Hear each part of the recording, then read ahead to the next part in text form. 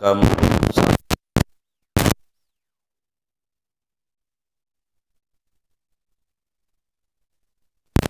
halaman berapa terjemahnya?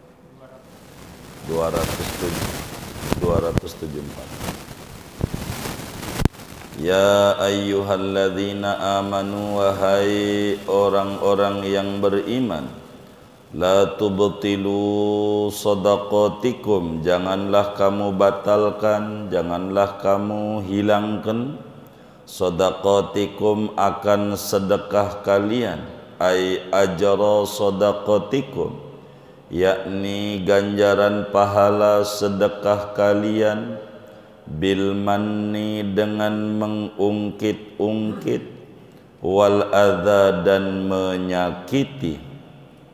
Qala Ibnu Abbas, telah berkata oleh Imam Ibnu Abbas radhiyallahu anhuma, ay bil manni 'ala Allah, yakni dengan menyebut-nyebut, mengungkit-ungkit kepada Allah. Maknahu al-ujub, maknanya mengungkit-ungkit ami Allah, yaitu berbangga diri, bisababi sadaqatikum, dengan sebab sedekah kamu, wabil adza dan dengan menyakiti, lisaili bagi orang yang meminta-minta. Wa qala al-baquna, dan berkata ulama tafsir yang setinggalnya, bil manni 'alal faqiri, dengan mengungkit-ungkit atas orang fakir miskin, wabil adza lil faqiri, dan dengan menyakiti kepada orang fakir.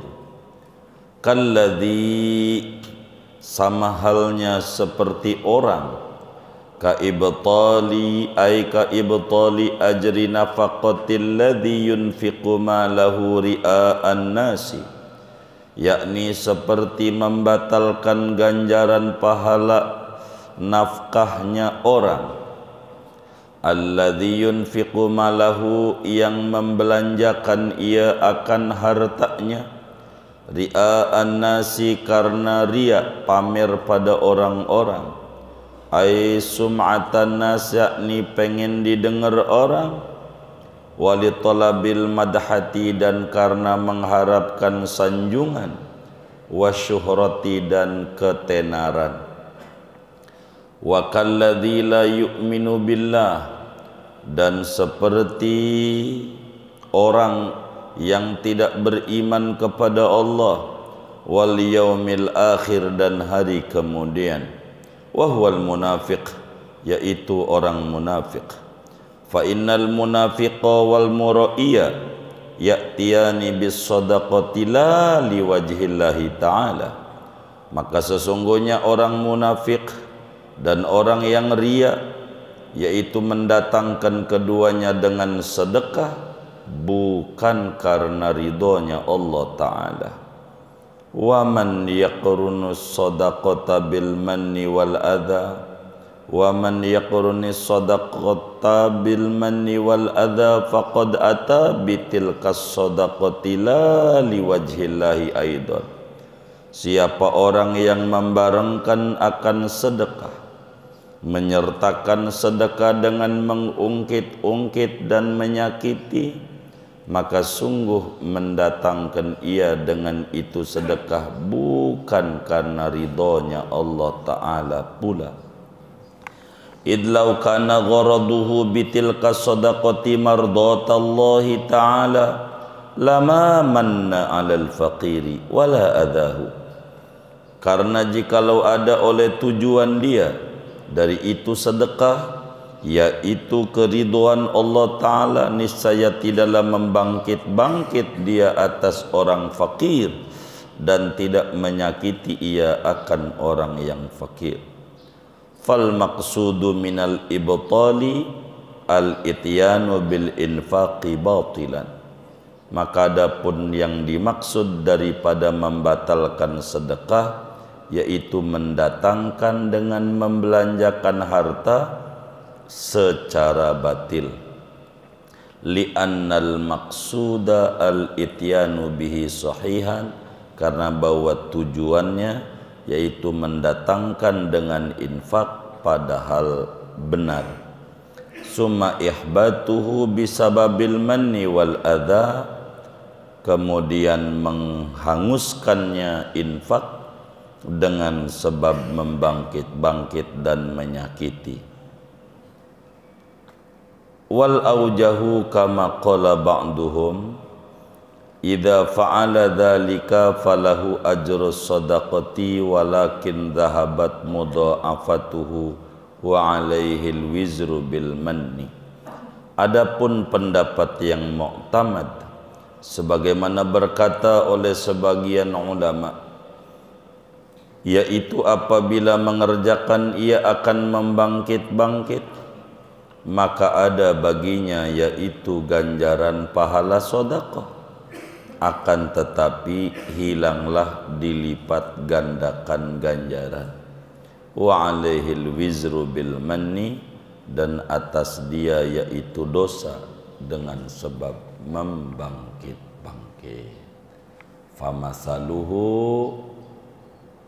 sadaqallahu adzim. Segini dulu dah sampai famasaluhu. Bapak Ibu saudara-saudara sekalian yang mulia, pagi ini kajian tafsir kita masih membahas surat Al-Baqarah ayat 264, berbicara adab-adab berbagi.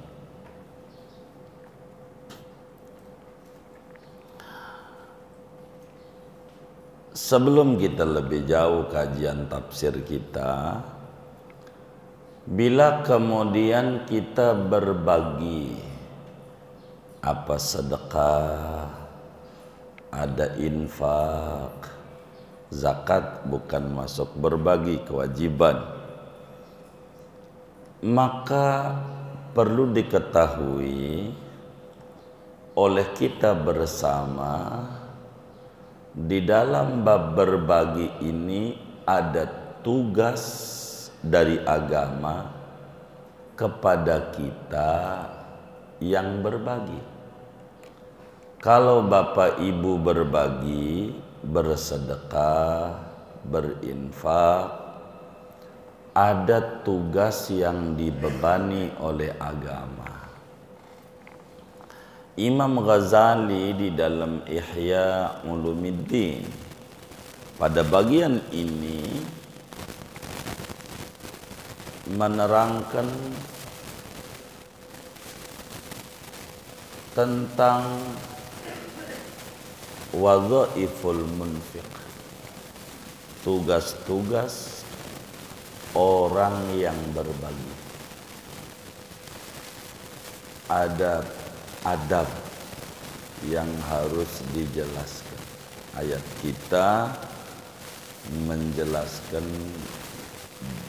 2 dari 6 adab berbagi.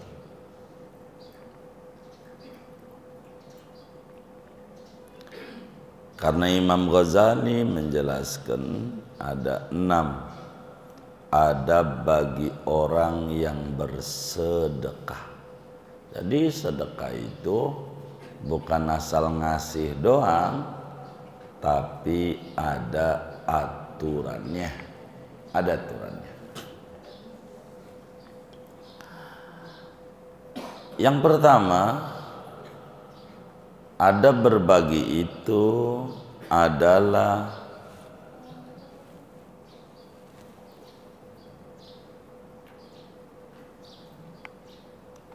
an yastasghiral atiyata. Ada berbagi itu saudara, kita kudu di hati kita menganggap kecil pemberian. Kalau kita berbagi, taruh di hati kita yang kita kasih enggak seberapa dibanding yang masih ada. yang kita keluarkan, kalau kata orang Betawi, semetet. Tahu semetet? Jadi dikitnya dikit banget. Begitu. Dibanding yang masih ada, yang tersisa. Tuh begitu. Itu adabnya. Yang kita kasih ini nggak seberapa dibanding yang masih kita simpan. Begitu. Taruh di hati begitu. Ini satu dari makna ayat. Nanti kita urai atu-atu lambar. Kalau kita menganggap cuman semetet yang kita berikan, bakal muncul di hatinya, kalau begitu tuh, kesyukuran sama Allah, tidak ujub, tidak bangga diri. Wih, gua udah bantu masjid anu sekian, gua udah bantu anak yatim anu sekian. Di hatinya yang ngitung-ngitung itu diantaranya karena punya pikiran yang dia kasih banyak, besar. Orang yang punya pikiran ngasihnya besar, yang dia kasih itu bakal muncul ujub, bangga diri, hebat gue, begitu.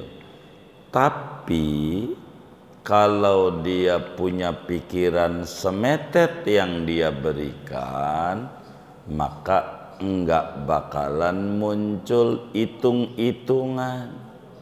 Kayak Bang Madit, tahu Bang Madit enggak? Kalau sedekah pakai dicatat, nah, begitu, nggak ada tuh, begitu. Kenapa nggak ada? Karena menganggap kecil pemberian. Tanamkan di hati, mau jutaan ke yang kita bantu, fakir miskin, orang apa, tanemin kagak seberapa dibanding yang masih ada. Itu satu. Ini makna dari ayat kita. Yang kedua, adab orang yang berbagi itu adalah adamul i'tidad. Jangan dibangkit-bangkit, jangan diungkit-ungkit. Apa itu dibangkit-bangkit tuh?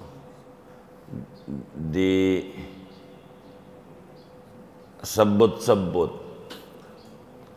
Lo kalau kagak ada gua, lo kagak makan. Tuh namanya betul bangkit-bangkit. Bahasa Arabnya al-mannu. Begitu. Lo kalau kagak ada gua, lo kagak jadi orang. Tuh namanya al-mannu.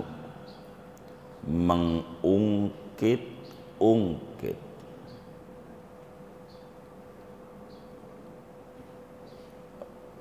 Lo kalau kagak ada gua, lo kagak bakalan jadi RT. Itu namanya bangkit-bangkit. Apa kira? Begitu bantuan. Ini nih nggak boleh kalau kita berbagi. Apatah lagi diambil lagi nyumbang karpet di masjid, pas nggak jadi dewan tarik lagi, parah. Kalau begitu parah. Ini ngungkitnya aja kagak boleh, apalagi iya diambil lagi. Begitu kata malaikat, ini ya Allah, bikin menu-menuhin buku aja kudu diusek lagi, kata malaikat. Begitu. Kenapa tidak boleh diungkit-ungkit? Begini, kalaulah orang berinfak itu, bersedekah itu, berbagi itu menyadari dengan akal yang jernih, hati yang bersih, pemikiran yang lurus, sebetulnya yang baik bukan kita, tapi orang miskin itu yang baik. Orang miskin itu ama kita, bukan kita yang baik ama dia, bukan. Kalau pikirannya bersih, hatinya juga jernih, semuanya.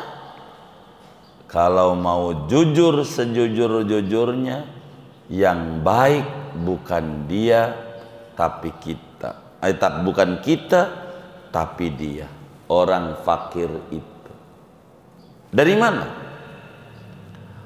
Allah perintahkan dalam Al-Quran untuk sedekah. Namanya sedekah hak Allah, tugas kita. Nabi perintahkan kita bersedekah, berbagi, berinfak. Namanya hak Allah, tugas kita. Bila enggak ada orang miskin, kita kagak bisa ngamalin ajaran Nabi ini. Kita pengen ngamalin ajaran Nabi berbagi, orang miskin nggak ada, lah kagak bisa. Maka tugas agama yang Tuhan bebani sama kita nggak jalan, karena kita nggak bisa. Maka untung ada dia.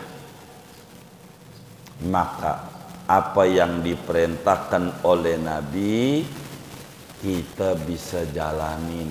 Alhamdulillah. Yang baik orang miskin, bukan kita,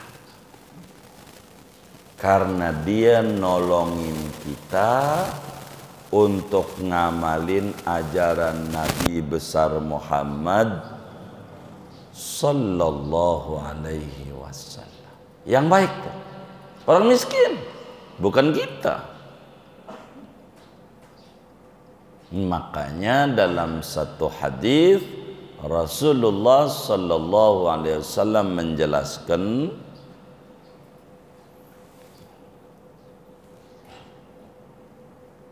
hal tunsoruna wa turzaquna illa bidu'afaikum.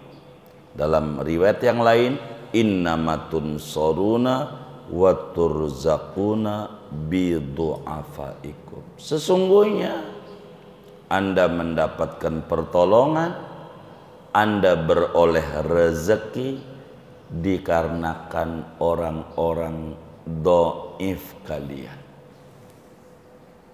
Begitu. 2 adab dari 6 adab ini ada pada ayat yang kita bedah. Kata Allah, kita ambil 2 dulu. Ya ayyuhalladzina amanu, wahai orang yang beriman.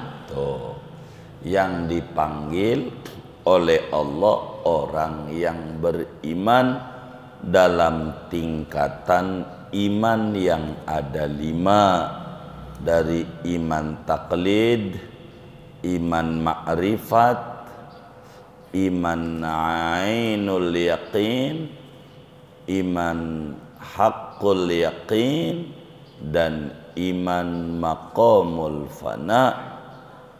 Dari 5 tingkatan keimanan perjalanan spiritual seorang hamba dengan Allah, dinasehati oleh Allah. Singkatnya biar gampang, kita diajak ngomong ame Allah, dipesen ama Allah. Apa pesan Tuhan buat kita? La tubtilu shadaqatikum bil manni. Kata Allah, jangan kamu batalkan ganjaran pahala kalian dengan manni. Manni itu dua tafsir kata Syekh Nawawi Al-Bantani yang barusan haul malam Jumat kemarin ke 132. Apa kata beliau? Ada 2 tafsir kalimat man pada ayat ini. Yang pertama, membangkit-bangkit ama Allah. Apa itu membangkit-bangkit ama Allah? Artinya menganggap banyak yang telah diberikan.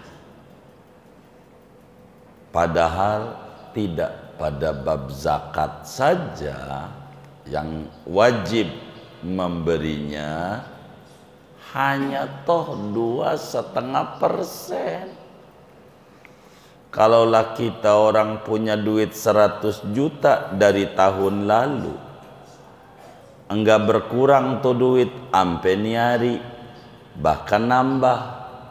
Begitu, wis 100 itu aja kita depositin umpamanya yang udah tekatik setahun, ampe niari berarti sudah 1 tahun. Kita disuruh zakat, zakatnya 2,5%, maknanya 2,5 juta, sisanya berapa tuh? 97,5. Antara 97,5 sama 2,5 juta banyakan. Jadi yang disisain sama yang diberikan banyakan. Yang disisain jangan disebut-sebut banyak. Orang timbang 2,5% itu pada bab zakat. Apatah lagi ngisi kotak amal Jumat, kan 2.000 yang dimasukin. Ini 100.000, 50.000, 20.000, 10.000, 5.000, 2.000, 1.000. Kira-kira yang dimasukin yang mana tuh? 1.000. Kan udah jujur tuh. 1.000 yang kita masukin tuh. 1.000 tuh banyak apa dikit? Lah dikit, maka tidak layak nganggap banyak. Begitu. Apa yang diberikan? Kalau nggak ada gue, nggak ada, dikit. Yang diberikan tuh nggak sebanding dengan yang disimpan. Maka kata Allah, la tubtilu shadaqatikum bil manni. Jangan Anda berangus ganjaran sedekah Anda dengan menganggap banyak yang memunculkan keujuban.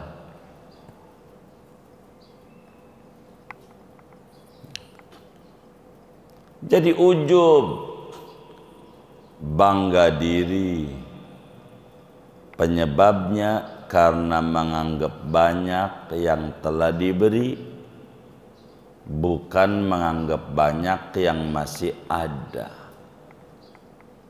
Yang udah dikeluarkan dia hitung, yang dia simpen kagak dihitung. Ini nggak benar, adab kayak begitu. Ini tafsir begitu, tafsir yang disampaikan oleh Imam Ibnu Abbas radhiyallahu anhuma menyoroti ayat ini. Jangan kau rusak sedekahmu dengan ujub, menganggap banyak pemberian gitu. Udah baik banget dirinya sama Allah, udah sekarang iya aja. Ini salah dalam agama. Sehingga kata Imam Ghazali dalam Ihya, adab berbagi yang dikeluarin kagak seberapa, tanemin di hati dibanding yang masih ada. Begitu.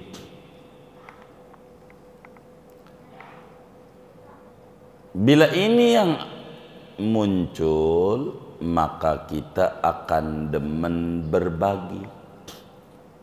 Karena dikit,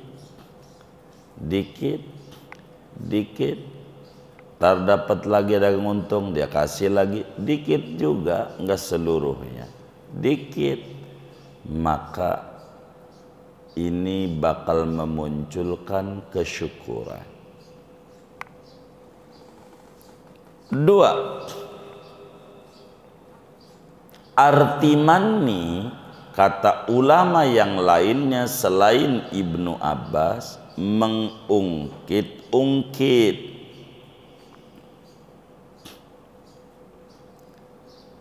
Kayak tadi, lo kalau kagak ada gua, kagak bisa sekolah, lo kagak ada gua, nggak bisa makan, lo kagak ada gua, kagak jadi RT, lo kagak ada gua, kagak jadi RW, lo kagak ada apa aja. Itu namanya disebut man, mengungkit-ungkit. Begitu. Ini kebanyakan ulama tafsir, kata Syekh Nawawi, di dalam mengartikan kalimat man pada ayat kita. Tadi dijelaskan bahwa kalau mau direnungi secara seksama yang baik dia, kita pengen bersyukur atas nikmat harta, kalau nggak ada orang miskin kagak bisa. Nggak bisa. Begitu. Coba aja kita orang punya tanah 2 hektar, semua orang pengen nyari tukang nyangkulin tanah kita, sawah kita. Gua aja lagi nyari. Kita kerahin tanah keluarga kita, copot juga. Nggak biasa nyangkul. Kalau nyangkul nasi di panci sih bisa. Begitu. Kan nggak bisa. Hikmah ilahiyah itu ada yang kaya, ada yang miskin, masing-masing ada tugas-tugasnya dalam agama. Ini yang diajak bicara, mohon maaf nih, orang yang tukang sedekah, tukang berbagi. Kalau kita yang ngaji ini tukang nerima, merem dulu, boleh pulang duluan. Karena yang lagi diajak bicara tukang sedekah. Kalau kita yang diberi, tuh apa kata dia, lu agak baca tuh ayat, enggak ada tugasnya lu dari Allah. Nanti ada, lu kudu terima kasih. Ada tugasnya. Kalau kita yang diberi, sebut, gua tuh berkat pertolongan beliau, gua tuh berkat pertolongan dia, kalau nggak ditolong dia, ya Allah saya bisa kagak makan. Itu tugas kita. Jangan memikirkan tugas orang lain. Maka kita sampaikan, kalau kita yang ngaji ini adalah yang bagiannya tukang dikasih, pulang dulu, karena nggak diajak ngomong sama ayat ini. Begitu. Karena kita nanti ada ayatnya, bukan ini. Lu kudu yang nyebut, ya Allah berkat bantuan Bapak ini nih, kalau nggak ada dia, udah gua bisa belangsak, kala itu bunuh diri bisa, ini luar biasa. Itu tugas kita. Namanya ada syukur. Tapi bukan ini ayatnya. Begitu. Lagi tidak ngomongin tugas yang diberi, lagi ngomongin tugas yang memberi. Namanya wadhaiful munfiq. Begitu. Tugas-tugas orang yang memberi. Islam itu kaya tugas. Begitu. Sehingga kita harus pahami. Begitu. Pahami. Begitu. Bila itu kita paham, enak. Jangan mikirin tugas orang lain. Yang harus kita pikirin tugas kita. Saat kita memberi, amalkan ayat ini. Amalin. Dua ini nih dari 6 tugas yang kita bisa ambil dari ayat ini. Mana tugas yang lain? Yang ketiga, tugas orang memberi itu, saudara, supaya kita bisa paham, kudu mengerti tujuan bersedekah, berinfak. Kudu mengerti kenapa Allah suruh kita berbagi, biar gampang begitu. Apa itu namanya sodako seperti bunyi ayatnya, atau mananya infak. Apa tujuan Allah nyuruh kita berbagi? Tujuannya daripada nyuruh berbagi itu ada hikmah ilahiyah untuk kita. Yang pertama adalah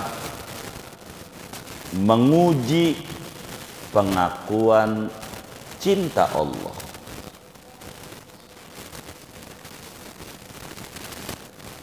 Kalau kita ngaku cinta sama seseorang, maka yang diminta oleh orang itu ngasih, itulah cinta. Tanpa diminta memberi, itulah cinta. Begitulah kita ngaku cinta Allah. Allah uji kita. Benar nggak lo cinta gue? Kata Tuhan. Cara ujiannya, bersedekahlah. Kata kita, lah gue yang capek kerja siang malam, lalu kita bagi, berarti cinta kita sama Allah palsu. Kalau cinta kita sama Allah benar, maka yang Allah minta kita kasih. Oh benar. Begitu. Kata Allah, yang gue suruh dikerjakan. Begitu. Kenapa disuruh berinfak? 2, karena supaya menghilangkan sifat pelit. Supaya hilang sifat pelit. Sebab pelit bawaan lahir. Pelit tuh. Nih kita yang hadir nih. Mungkin gak ingat, tapi bisa ingat dengan melihat anak atau cucu yang lahir. Saat kita lahir, tangannya terbuka apa ngepel? Tangannya. Hah? Ngepel. Tuh ngepel tuh kalau kata orang Kebon Jeruk, tanda dermawan apa tanda pelit? Hah? Tuh. Jadi pelit mau bawaan lahir. Pelit. Bawaan kita lahir. Tidak ada manusia yang lahir tangannya terbuka kecuali Nabi Yuna Muhammad sallallahu alaihi wasallam. Itu mah dermawannya dari brojol. Jadi yang namanya pelit mah sifat dasar manusia. Sifat dasar itu apa? Bawaan lahir. Pelit kita. Dan dari bawaan lahir juga kita paham pelit itu nggak bagus. Karena Tuhan kasih akal. Dari mana kita tahu pelit itu nggak bagus? Ada orang pelit kepada temennya yang pelit demen apa gedek? Saya tanya nih, ada orang pelit sama temennya yang pelit, jadi sama-sama pelit. Sama temennya yang pelit kira-kira demen apa gedek? Demen apa gedek? Lah, orang pelit aja sama orang pelit gedek, apalagi orang dermawan. Begitu. Itu berarti pelit itu akhlak buruk. Begitu, saudara. Maka perintah berbagi itu menghilangkan sifat pelit. Bodoh bawaan lahir. Maka Nabi bilang, laisal mar'u yuladu aliman. Tidak ada orang lahir pinter, enggak ada. Semuanya bodoh. Maka Nabi kata lanjutannya, innamal ilmu bitta'allum. Ilmu itu didapat dari proses belajar. Ngaji jadi pinter. Begitu. Apa tujuan kita ngaji? Ah, ini yang ngaji nih. Ini ngaji nih. Tujuannya apa kira-kira? Saya mau nanya nih. Ini yang ngaji nih. Tujuannya apa kira-kira? Hah? Halo. Ngaji ini tujuannya apa kira-kira? Hah? Nyari ilmu. Nyari ilmu. Ini salah. Tujuan begitu tuh salah. Jadi ngaji nih lempengin tujuannya. Ngaji itu tujuannya nyari salah. Begitu tuh.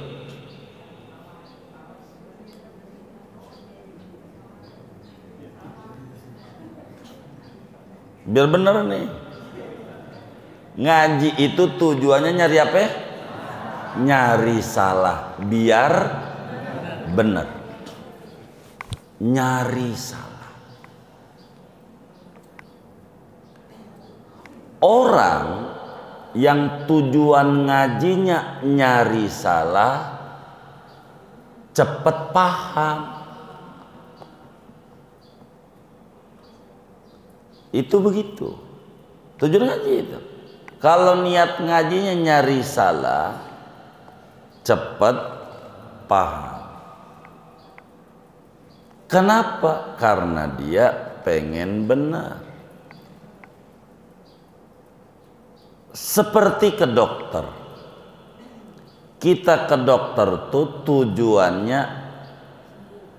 tujuannya ngapain kita ke dokter? Nyari penyakit. Biar sembuh. Itu pasang di otak begitu. Jadi kalau kita ke dokter tujuannya apa? Nyari apa? Penyakit biar sembuh. Tujuan ini yang bikin cepat sembuh.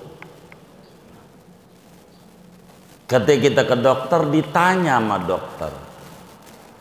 Dokter, kata dokternya nih, ada keluhan apa Pak? Diem aja. Enggak mau dongeng, dokter pengen tahu aja. Dia diem aja. Ada keluhan apa? Diem aja. Kira-kira sembuh nggak? Kenapa? Hah?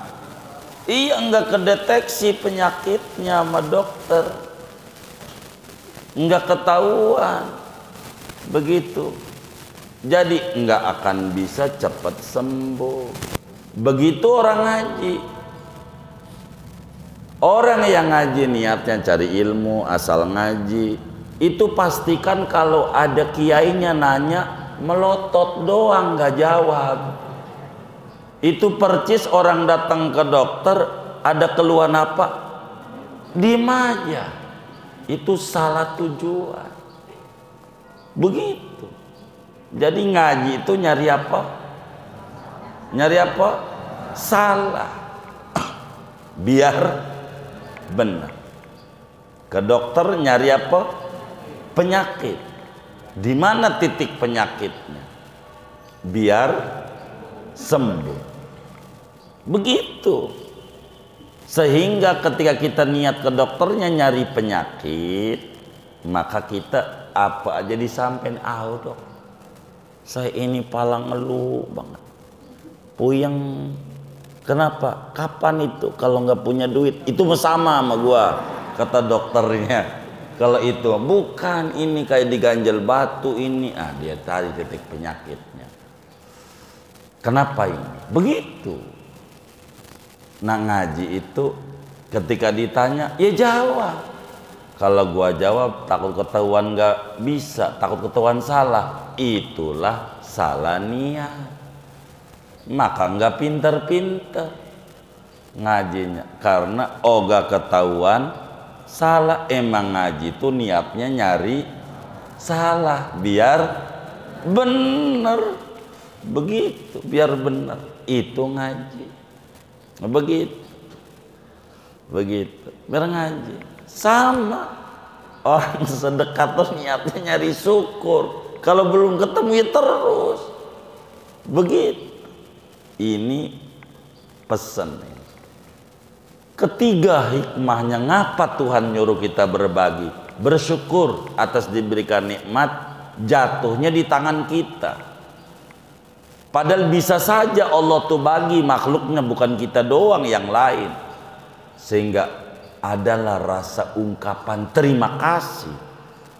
Maka tujuan dari agama mengajarkan memberi supaya kita lempeng benar-benar mengaku cinta Allah, supaya hilang sifat pelit, supaya kita bersyukur atas nikmat harta yang diberikan kepada kita.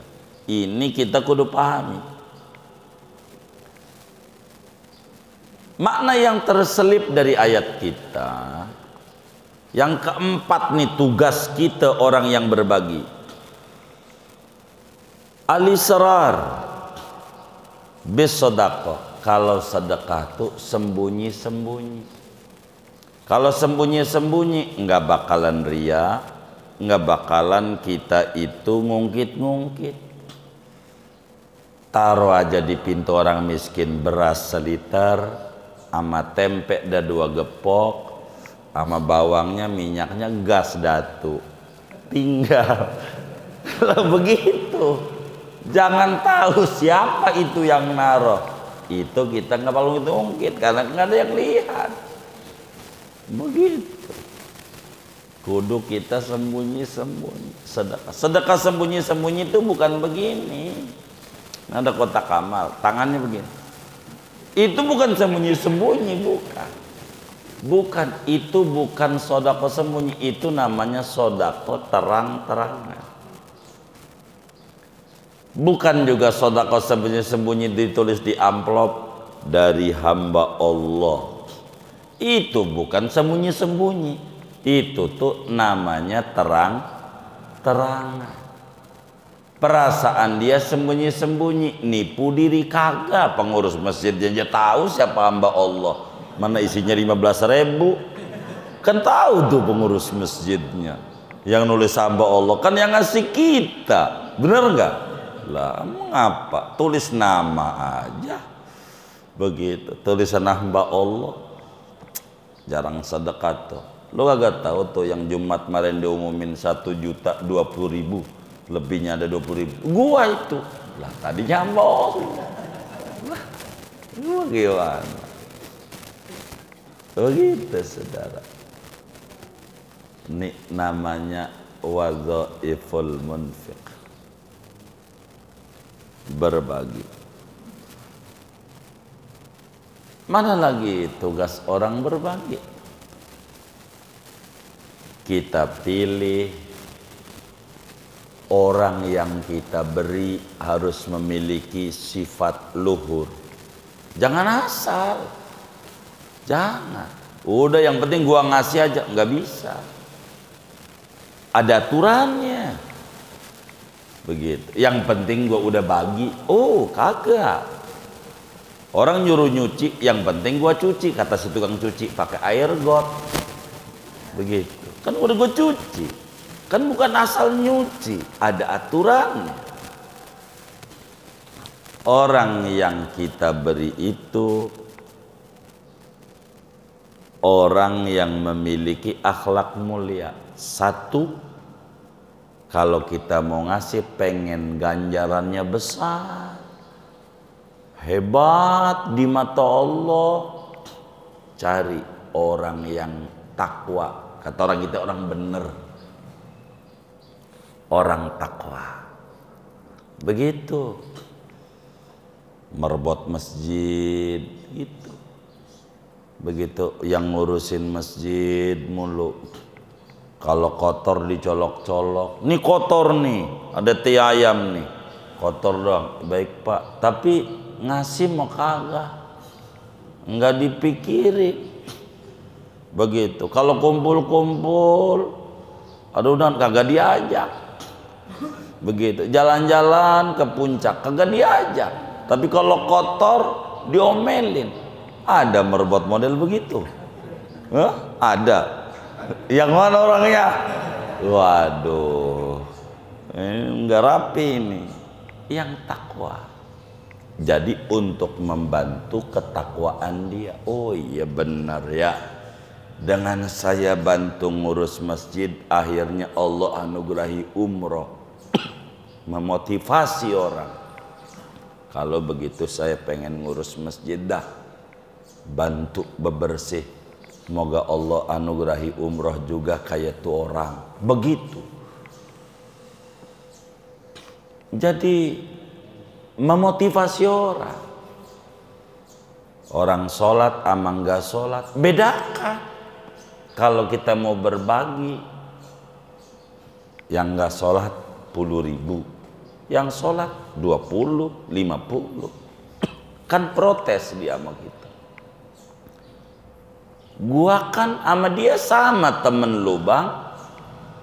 Gua denger dari dia waktu buka amplopnya 50. Lah kenapa gua 10.000? Begini bang, dia tuh rajin sholat 5 waktu saya lihat. Saya pengen abang rajin sholat. Jadi sebetulnya gua ngasih tuh 10.000 sama dia. Yang 40.000-nya karena sholatnya. Abang kalau sholat saya kasih 40.000. Jadi sehingga yang nggak sholat pengen sholat. Di sanalah ada peranan dakwah dalam Islam. Kalau sama aja yang satu nggak sholat, kata yang sholat lah dia aja nggak sholat sama. Namanya kita tidak adil di mata agama. Padahal kita udah sedekah, nggak adil. Iya, karena kita tidak bisa memproporsionalkan. Begitu. Adil itu bukan sama.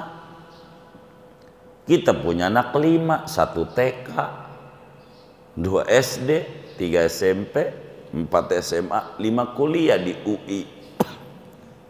TK sih di Kebonjeruk, Kampung Rawa, kasih 5.000. Yang kuliah di UI juga biar adil 5.000 juga. Tuh orang tuh kagak bener tuh.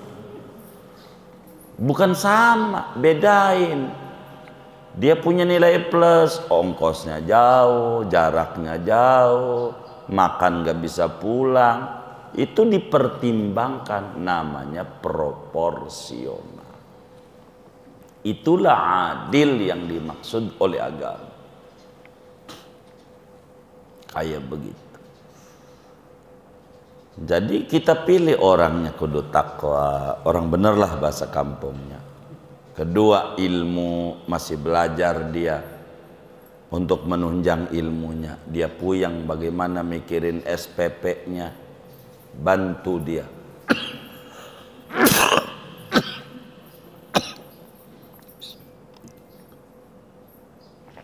Sehingga dia tenang belajarnya, nggak mikirin bayaran. Berapa bayaranmu? Bayaran saya 70.000 1 bulan. Iya, baik. Setahun sekian. Nih, saya bayar tahun. Itu namanya ilmu. Digunakan pasti benar. Santri macam buat beli kitabnya dia, beli bukunya dia, kayak begitu. Ketiga, adab, ngerti, terima kasih. Itu perlu. Kalau kita salah dikasih orang, ya gue dikasih segini lagi, tuh. Jadi di kita di hatinya keganggu. Untung gue bagi, begitu akhirnya. Kan bisa ada orang yang kayak begitu ya. Begitu. Kan jadi ribet. Jadi ribet. Begitu. Jadi ribet.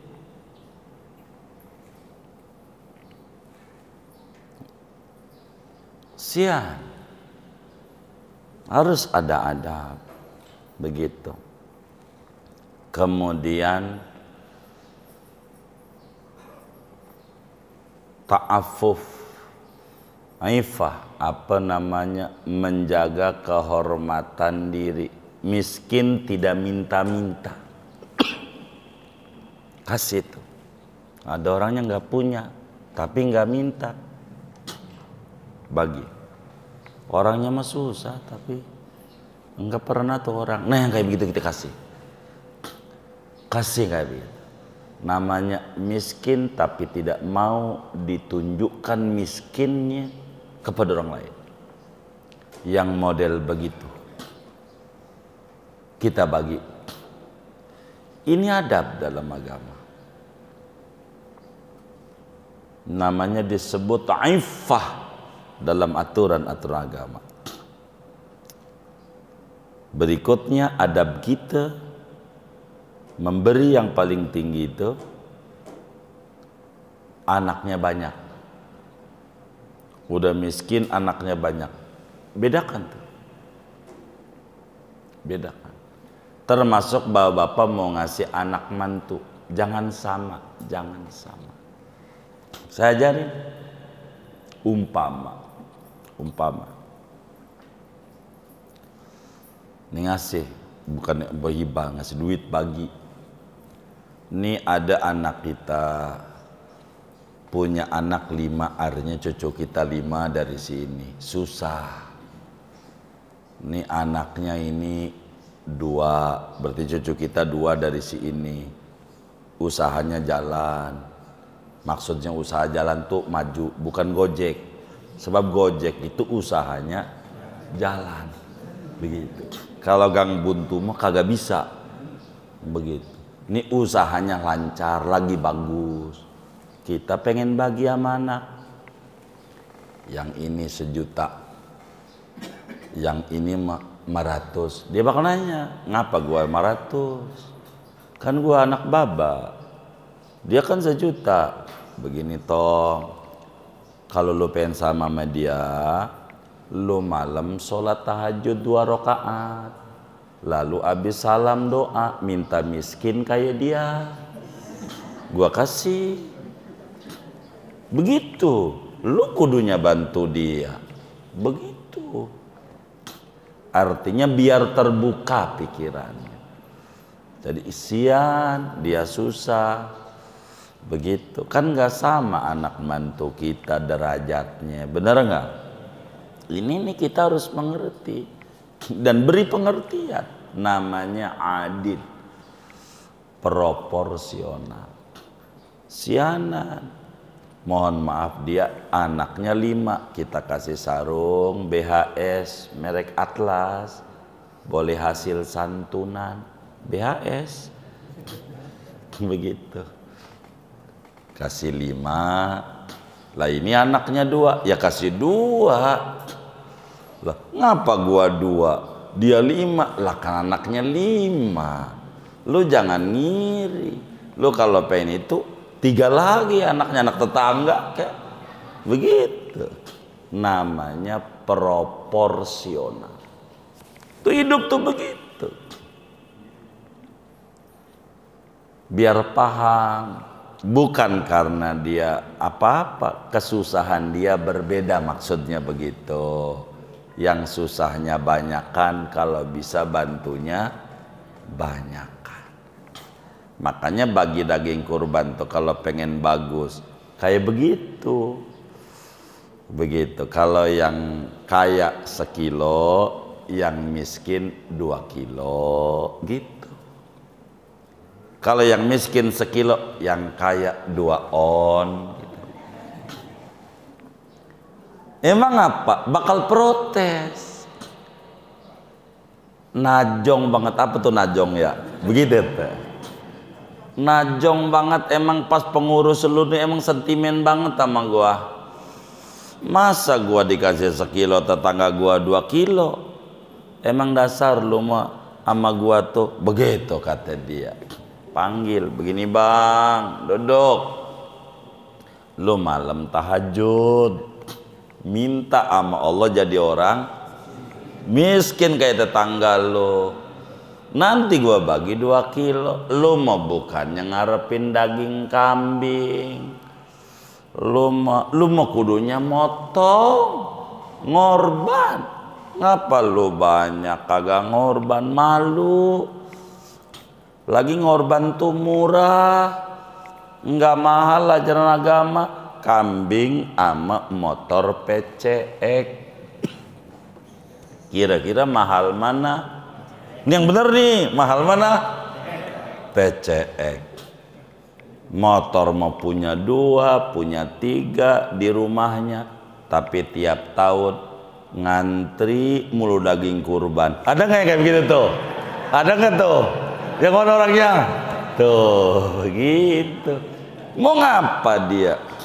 Motor kebeli, kambing buat kendaraan dia, di akhirat nggak kebeli. Ada masalah pada jiwanya. Apatah lagi tukang ngerokok. Ini ada tukang ngerokok nggak yang ngaji nih? Oh, nggak ada. Nggak ada lagi di masjid aja, nggak adanya. Rokok apa? Samsu. Sampurna. Berapa Sampurna sebungkusnya?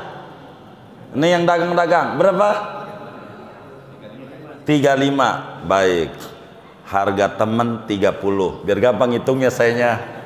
30. 35 kata bang kita tuh. 30. Kalau lagi 30.000, kita jangan nyontoh tetangga kita yang ngerokok sehari 5 bungkus. Kita yang sehari sebungkus saja nih. 30.000 kali sebulan berapa tuh? Berapa? Lagi 30 nih, 900.000 sebulan kali 10 bulan berapa ya? 9 juta. Kan masih nyisa 2 nih, 1,8, berarti 10.800.000. Itu lagi 30, apalagi yang ditambahin abang kita ditambah 5.000-5.000-nya. Wes itu aja 10.800.000. Kalau di kebon jeruk untuk beli kambing 10.800.000 dapat berapa ekor? Kira-kira? Hah? 3. Benar nih, dapat 3 nih. Baik, dapat 3. Maka kalau yang ngaji ini tukang rokok, besok Idul Adha dia kagak ngorban, aduh dicolok-colok di akhirat. Lah buat rokok bisa. Kenapa bisa? Niat. Potong aja. Kalau di sehari sebungkus, setengah bungkus, kan 15.000. Kalau 30 kali setahun, apa enggak 5.400.000? Kan dapat kambing juga. Kalau niat, emang niatnya nyari daging kurban, bukan pengen ngurban. Begitu. Apatah lagi bukan punya motor, kontrakan punya, apa punya, kagak dibagi, kelupaan sama pengurus, ngamuknya setengah mati. Gila, emang dasar ini pengurus ini sentimen sama gua kagak dibagi. Begitu, padahal dia lupa tuh. Kan bisa jadi pengurus tuh diomelin mulu sama warga. Begitu, sian sama pengurus. Makanya lihat badannya pada kurus, emang juga pengurus. gitu. Kalau gede kan penggemuk, bener nggak? Gitu. Ini kita harus ngerti adab. Kata Allah, ya ayyuhalladzina amanu la tubtilu shadaqatikum bil manni. Yang kedua, wal adza.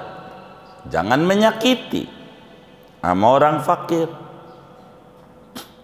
Untung gua bagi. Begitu, jangan. Jangan menyakiti, ini macam-macam. Kalau kita nggak bagi, habis barangnya. Kalau Nabi disuruh bagi sama orang, artinya ada orang nitip sama Nabi untuk dibagi, orang fakir ngantri, habis barangnya. Kata Nabi, Pak, saya janji ya, besok lusa bila ada Bapak ingetin saya utang, Bapak belum kebagi 5 orang ya, bilang karena udah habis, saya janji nanti saya kasih. Tuh, Nabi sampai begitu. Padahal Nabi nggak bagi doang. Janji nggak mau nyakiti pengemis yang minta-minta. Saya janji nanti saya kasih ya, ingetin saya. Begitu. Nggak kayak kita, udah habis, gua aja kagak kebagi, padahal udah ngumpetin 5 di bawah meja. Ada yang model begitu tuh. Yang mana orangnya? Waduh, ini nggak bener nih. Begitu tuh. Begitu gua kagak kebagi, udah ngambil duluan. Enggak, ini mau Nabi enggak, bagi dulu, habis. Ini karena habis, saya janji nanti kalau ada saya Bapak bagi, tapi ingetin saya, takut saya lupa. Begitu. Saking nggak mau nyakitin, makanya dinasihati oleh Allah dalam surat Wadduha, wa ammasaila falatan. Kalau ada yang minta-minta, jangan diomelin. Itu akhlaknya Nabi. Itu begitu.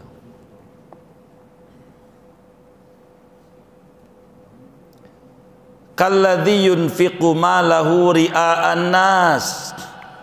Sama halnya ganjaran pahala itu akan rusak orang yang sedekah karena ria.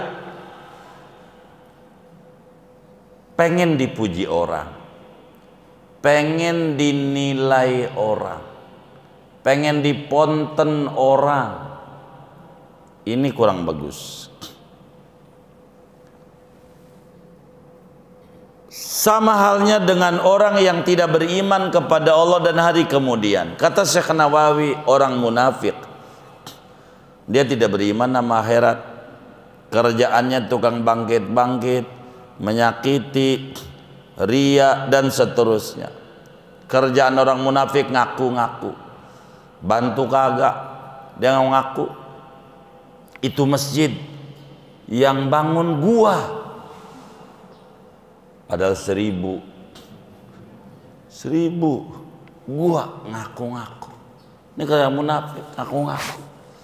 Amalia begitu. Orang yang ria, orang yang munafik, itu sodakohnya, berbaginya bukan karena Allah,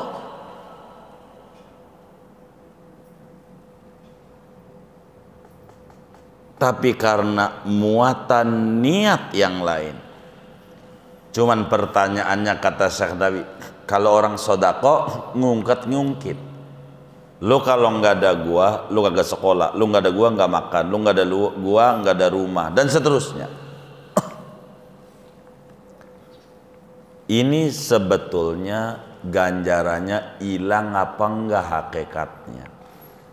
Kata Syekh Nawawi, tidak. Sodakoh yang dia kerjakan ganjarannya masih ada, cuman enggak berlipat ganda. Gara-gara diungkit ganjaran masih dapat ganjarannya, enggak angus, masih nyisa cuman dikit. Dengan ngungkit-ngungkitnya dapat dosa, itu aja. tapi ganjaran tidak hilang 100%. Yang hilang berlipat gandanya ganjaran. Ini paparan Syekh Nawawi dalam tafsir ayat kita. Wal aujahu, yang mu'tamad, kama qala ba'duhum idza fa'ala dzalik, bila orang tuh sedekah tapi ngungkit-ngungkit, falahu ajru shadaqah, orang masih dapat ganjaran sedekah, tapi yang lenyap lakin dhahabat mudha'afatuh, yang lenyap berlipat gandanya. Karena sedekah tuh dikeluarkan kita 1000, ganjarannya terus saja ngalir, enggak berhenti. Nah, enggak berhentinya ini yang hilang, sedekahnya masih. Terus ngungkit-ngungkitnya ya dosa. Artinya jangan dicampur aduk. Sebab apa? Masih lebih baik orang sedekah yang mengungkit-ungkit daripada kagak sedekah ngaku rajin, ya ngawur. Benar nggak? Biarkan dia.